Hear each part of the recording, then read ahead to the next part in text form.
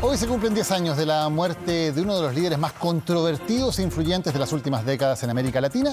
Sole Agüero nos viene a contar más de eso. ¿Cómo estás, Sole? ¿Cómo estás, Daniel? Claro, porque hace 10 años exactos la noticia internacional del momento era la muerte de Hugo Chávez, quien lideró Venezuela por 13 años y que un día como hoy, un 5 de marzo de 2013, murió de cáncer. Y aún cuando ya no está y muchas cosas han cambiado en estos últimos 10 años, el legado del chavismo está lejos de desaparecer. A las 4:25 de la tarde de hoy, 5 de marzo, ha fallecido el comandante presidente Hugo Chávez Frías. Al borde de las lágrimas. Así Nicolás Maduro comunicaba en un día como hoy, hace 10 años, la muerte de Hugo Chávez.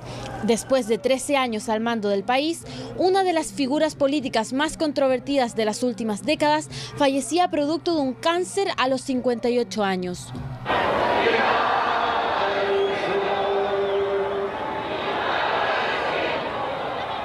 Después de ese día, multitudes de personas salieron a despedir a un personaje que despertó tanto amor como odio en su país y en el mundo. Su nombre se hizo conocido como el Teniente Coronel, que en 1992 lideró un fallido golpe de Estado. 10 años después, cuando ya había llegado a la presidencia, a él mismo le tocó enfrentar un golpe que lo tuvo fuera del poder por cerca de 48 horas. Su presidencia dejó varias frases para el recuerdo, como cuando en una asamblea de la ONU se refirió en estos términos al entonces presidente de Estados Unidos, George Bush. Ayer estuvo el diablo aquí.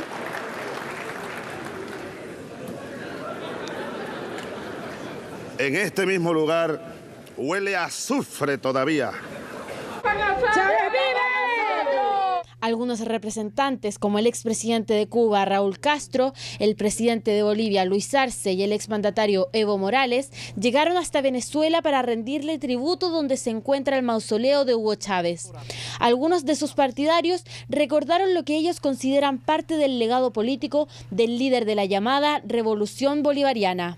Durante su gobierno, gobernó para el pueblo y con el pueblo, como lo prometió, siente hacia Chávez como un amor.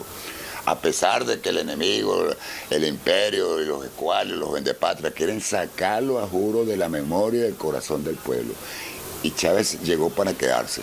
Para sus detractores, en cambio, la figura de Chávez fue el inicio de un legado autoritario y concentrador del poder, que después continuó su sucesor, Nicolás Maduro. Enorme crisis económica, social y política en la cual está Venezuela. Aún su movimiento, su partido, el partido que él fundó, se mantiene y tiene apoyo popular en base al legado de Chávez. O sea, yo creo que sin el legado de Chávez no podría estar hoy día el gobierno de Maduro. ¿Cómo ha cambiado Venezuela después de la muerte de Chávez? Los índices de pobreza, según cifras de la encuesta de condiciones de vida, casi se triplicaron y con más de 7 millones de venezolanos en condición de refugiados, el mandato de Maduro no deja de ser cuestionado. A raíz de las enormes crisis que ha vivido Venezuela, se tiende a comparar, ya se tiende a plantear de que a diferencia de Chávez, Maduro no tendría la habilidad política. Con sus luces y sombras, Hugo Chávez no retrocede en su posición como líder indiscutido de la política venezolana aún a 10 años de su muerte. Según encuestas, la valoración positiva del expresidente alcanza un 56%, lo que demuestra cómo la figura de Chávez aún sigue viva. Vamos ahora solo a hablar de Perú, donde nuevamente recrudecen las protestas exigiendo la renuncia de la presidenta. Sí, nuevamente están cobrando fuerza las protestas en ese país para exigir la renuncia de la presidenta Dina Boluarte, con manifestaciones que se han concentrado en Lima y también en el sur del país, y que en esta jornada dejaron al menos 27 personas heridas. Estamos viendo ahí parte de los registros de las manifestaciones que hubo esta jornada en la capital. Ahí nuevamente la policía trató de impedir que los manifestantes llegaran hasta la sede del Palacio de Gobierno o a las afueras de la sede del Congreso, y una vez más se mantienen los bloqueos en las carreteras en la región de Puno, una de las regiones que se ha sentido más identificada, recordemos, con la figura del expresidente Pedro Castillo, que había sido destituido en diciembre, y con uno de los momentos más tensos de estas manifestaciones, que fue lo que ocurrió en la ciudad de Juli, con la quema de una comisaría, con manifestantes que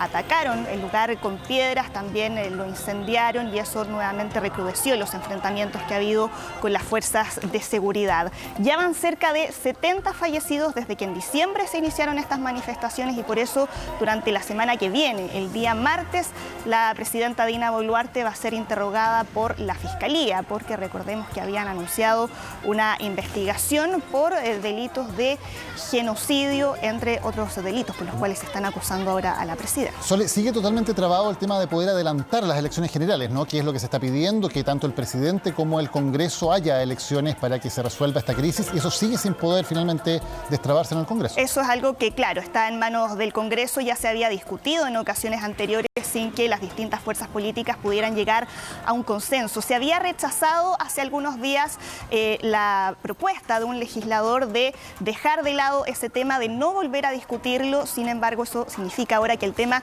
sigue abierto, pero ha sido muy difícil entre los congresistas poder llegar a un acuerdo en esa materia, que es una de las principales demandas que siguen exigiendo ahora los manifestantes. Y donde continúan también las protestas es en Grecia, porque esta semana ha habido manifestaciones para exigir justicia por el accidente que vimos durante esta semana, un choque de trenes que dejó al menos 57 fallecidos. Son cerca de 10.000 las personas que participaron de esta manifestación y llegaron, como vemos ahí, ante el Parlamento para exigir responsabilidad al gobierno, pero también a la clase política en general, porque aquí estamos hablando de un tema de Estado frente a una tragedia que muchos consideran que se pudo haber evitado, porque por años se estaba pidiendo que se modernizara el sistema ferroviario, y es esa la causa a la que muchos atribuyen este accidente, que es el peor accidente ferroviario en la historia de Grecia y también uno de los peores de la década en Europa. Claro, el gobierno se apresuró aquí a decir que había sido un error humano, pero más allá de que pueda haber habido un error humano, evidentemente hay sistemas de seguridad, de resguardo en estos casos que tienen que funcionar y que no estaban funcionando adecuadamente, y eso había sido advertido ya por los trabajadores ferroviarios con anterioridad. Claro, y que fue eso lo que falló en definitiva, y que es algo que los trabajadores ferroviarios que han estado en paro desde el día miércoles están exigiendo ahora al gobierno. El mismo jefe de la estación de trenes donde ocurrió este accidente dice que él solo tiene responsabilidad en parte, pero lo atribuye en su mayoría a una falla técnica. Y hoy día además el primer ministro de Grecia, Kyriakos Mitsotakis, pidió perdón y lo hizo a nombre de todos quienes han gobernado el país en los últimos años. Una tragedia donde todavía están tratando de identificar parte de los cuerpos que se recuperaron después de esta tragedia. Y también les hemos estado comentando de un descarrilamiento que hubo hace algunas semanas en Ohio y que significó una emergencia ambiental. Bueno, ahora hubo un segundo descarrilamiento de tren en ese mismo estado, a casi más de un mes de que descarrilaran 38 vagones y que generó esta emergencia ambiental. En esta oportunidad fueron 20 los vagones que se vieron involucrados en este accidente cerca de Springfield, pero a diferencia de lo que ocurrió anteriormente, ahora se le pidió a los residentes que evacuaran por precaución, pero por el momento desde la compañía de trenes dijeron que no hay material peligroso, aunque los habitantes de la zona todavía se mantienen vigilantes después de este accidente, donde ahí veíamos el registro en el que ocurre este momento, donde tampoco hay víctimas ni heridos que lamentar. Todos preocupados, pero además hay una falta de credibilidad, porque en el accidente anterior, donde sí hay una emergencia tóxica, hubo mucha lentitud en comunicar la situación, en ordenar una evacuación muy restringida, y por lo tanto, evidentemente, la gente no cree cuando se le dice que hay un accidente, pero que no hay peligro alguno. Claro, en su momento se le había bajado el perfil. Esto, recordemos que fue una explosión controlada para evitar que esto pudiera ser una catástrofe ambiental peor, pero los residentes de East Palestine, que fue la zona que se vio afectada por el descarrilamiento y que además habían tenido que evacuar, comenzaron a observar que parte de sus animales habían fallecido y que el agua y el aire sentían que estaba contaminado y que fue algo que no se condecía con lo que estaban diciendo las autoridades en ese momento.